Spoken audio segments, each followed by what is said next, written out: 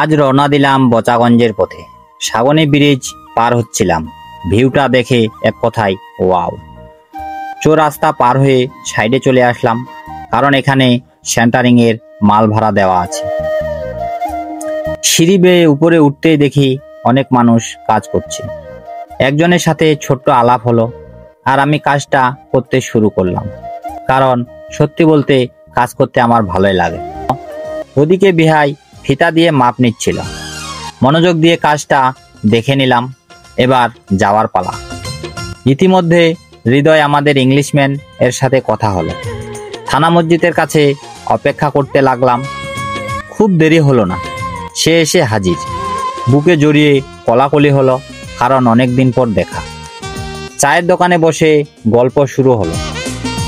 এই ছেলেটার নাম হৃদয় চন্দ্র রায়, বচাগঞ্জের এক সাধারণ তরুণ। দিনে ট্র্যাক্টর চালাতো, রাতে স্বপ্ন দেখতো ইংরেজিতে কথা বলার। মানুষ হাসতো, কিন্তু সে থামেনি।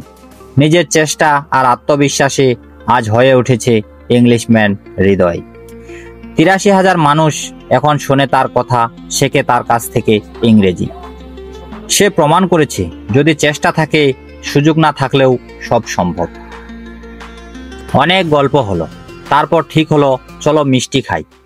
যে কথা সেই কাজ। চলে গেলাম ঘোষ সুইটস মিষ্টান্ন ভান্ডারে। গাড়ি থেকে নামতেই দেখা হলো রফিক ভাইয়ের সাথে। মিষ্টির দোকানে বসে মিষ্টি খাচ্ছি, গল্প চলছে অবিরাম।